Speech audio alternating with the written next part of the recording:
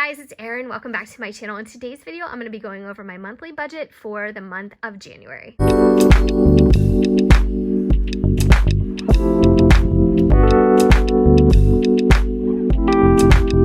you're new here, this is something that I've been trying to do every month since I've created this channel, and it is a recap or a forecast in some cases of the current month I'm in and our income.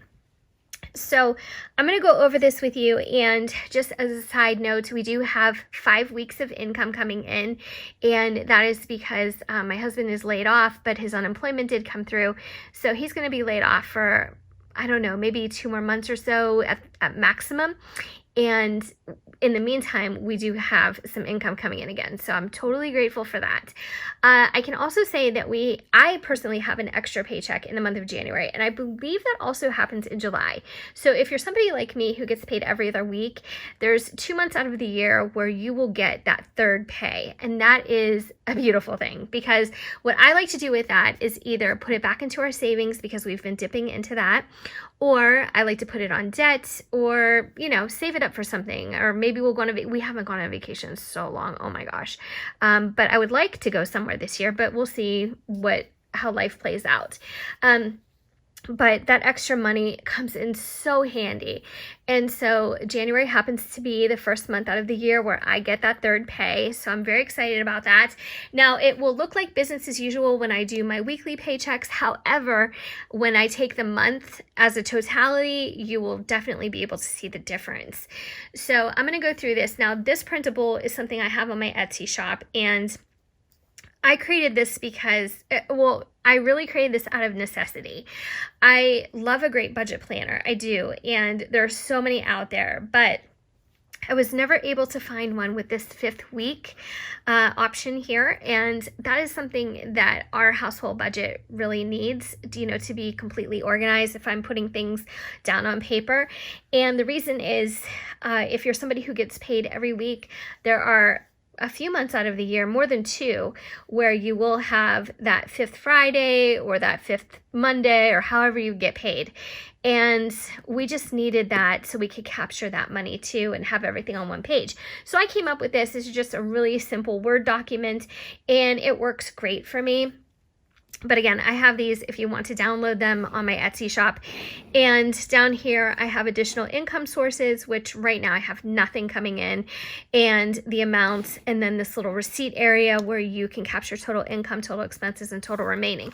This is really something that looks quite similar to my weekly budget with me forms that I also created. And up here you can see I have a checkbox for a joint payday or a single payday, and that's because every other Friday, my husband and I both get paid, and every Friday he gets paid. So there's like a lot of rhyme and reason for why I did these sheets and why they work for me. I can also say that I love being able to hole punch things and put them in my Happy Planner or my Happy Planner notes. At this point in my life, I've pretty much converted all of my paper organization to the Happy Planner system or some kind of Happy Planner product. And yeah, I'm really pretty much invested in the Happy Planner. So we're going to go ahead and start writing down all of our info for January except our expenses. So that's something that I'll probably fill in weekly with you guys because I really haven't thought about that. Tomorrow I have to think about it because tomorrow is a payday and I need to pay bills tomorrow. So it's really quite humorous, at least it is to me, because for years now, I have completely forecasted our entire household budget a year in advance. So I just finished doing that today. Today is January 2nd when I am filming this. And what I do is I take every single payday and I plug in every single bill that we have due that payday for the entire year. Now, you're probably asking yourselves, can things change, or is that really useful because a lot can happen in a year? For the most part, our bills are pretty solid, and the only debt payment that we have going out, well, there's 2. If we use our Discover card, we pay it off the following week when we get paid. that's just something we use, you know, just to get the cash back rewards and things like that. But we really only have one debt account right now, and that is a MasterCard, and we owe less than $9,000 on that. So if you're somebody who's been around my channel for a while, you know that not even 2 years ago, a year and a half ago at this point, we started out with, you know, $30,000. I can't even remember. I'd have to go back and look. Hold on. $36,400. You'd think that would be tattooed in my brain. And this is kind of how much we've paid off. As of October, we paid off $27,600. So we started, does it have a start date? Well, I can tell you it started at the end of 2018. So it was probably around September, October, November.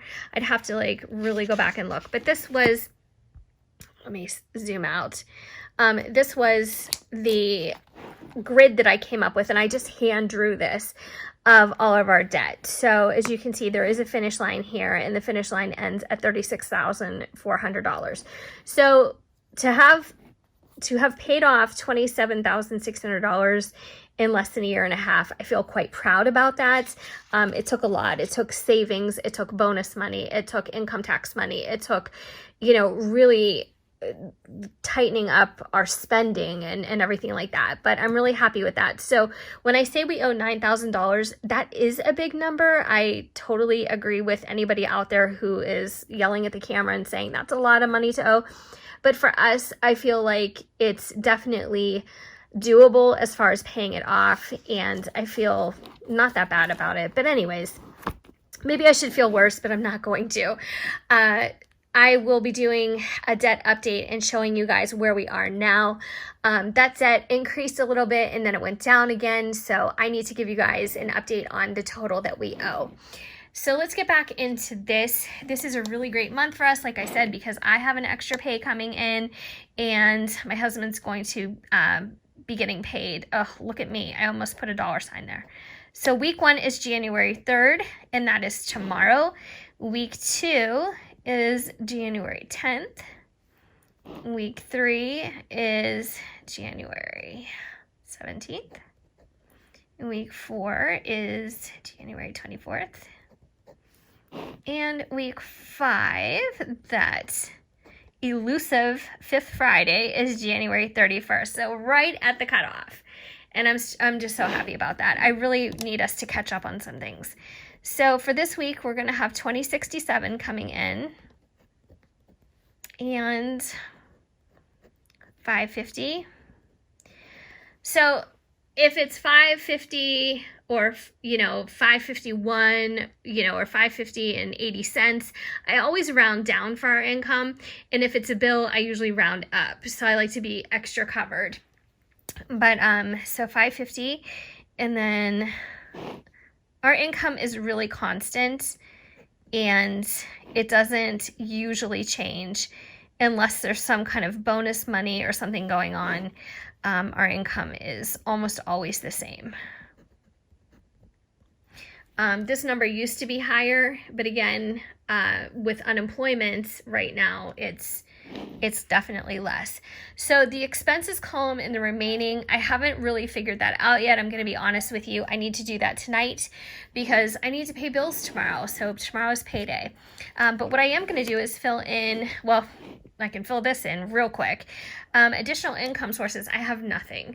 So I don't have any money coming in right now from YouTube, from Etsy, from anything, Amazon, nothing.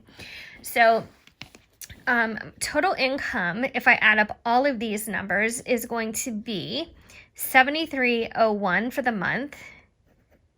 And like I said, that's really, really good for us.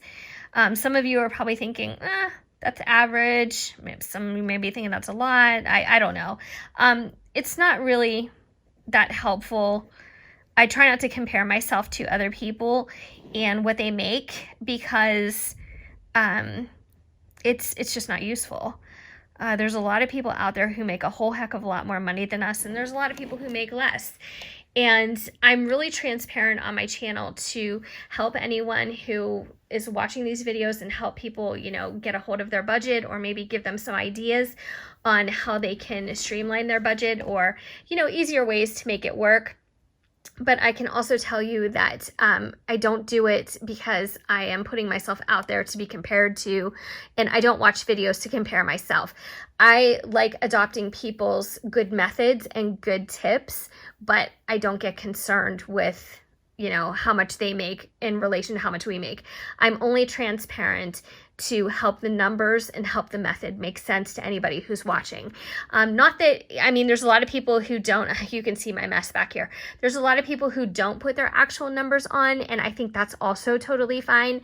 I just think for me, in order to explain myself and in order to maybe give you guys the biggest or the best snapshot of what's going on and make most sense of it, I just feel like giving you the numbers is just helpful. So anyway, so that's where we're at for this month. 7301 total expenses are going to be 3082. Now, let me also say that that does not include any of our incidentals. And I do include food and gas as incidental, although that's not really incidental, but it's just not a bill. So we do have $1,085 planned for our cash envelopes for the entire month. So I planned food at, let me just go in here and show you guys. Just going to give you a little example. So I planned food for the month, and this is monthly, guys, this is not weekly. So I planned it for $100 a week, so that's $400 for the month. And then gas, this is for my husband and myself, $225. And then dogs are going to be $60. It's $15 a week for their food. Dining out, I planned at $50 a week because we do go out on the weekends, there's no denying it.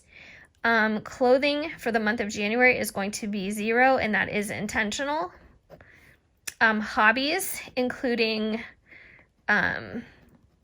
anything really for the month of January. I don't need to buy anything. I have plenty of everything to do my planning, to do journaling and all that fun stuff. So I don't need to spend any money, and I'm a library girl, so I don't really need to spend money. I do love to read, but I always borrow my books too. And miscellaneous, I'm putting down for both of us at $50 a week for both of us. So that's $25 each. I'm putting down at $200. Now our anniversary is also this month, so I'm sure we'll be going out and, you know, having a special dinner or something. So the total for all the extras that aren't considered bills but still things we have to pay for is $1,085. All the extras, $42.19 is what we have left, minus $1,085, $31.34. So what are we going to do with that $31.34? Well, probably put some of it back into our savings, because we have used some of our savings for just everyday life. We also used some for Christmas. We really didn't spend that much for Christmas, though, I have to say. We did really, really well. Plus, I had already saved up some money for Black Friday, so we had a lot to already dip into. So the $31.34 will go a little bit into savings, a little bit into our debt, and kind of divide it between the two things. And then anything that I don't allocate for that, we can use as extra money for next month, because next month we will have this number minus about $1,500. So that's it, guys. That is the whole budget. I hope that you enjoyed that. If you have any questions, please leave them down in the comments, and I will definitely try to get back to everybody. But I hope that everybody's budget and system or method is off to a really good start for 2020. So I will see you guys with my debt update and also my weekly paycheck budget and a couple other things very soon. So I'll see you guys next time, guys. Take care.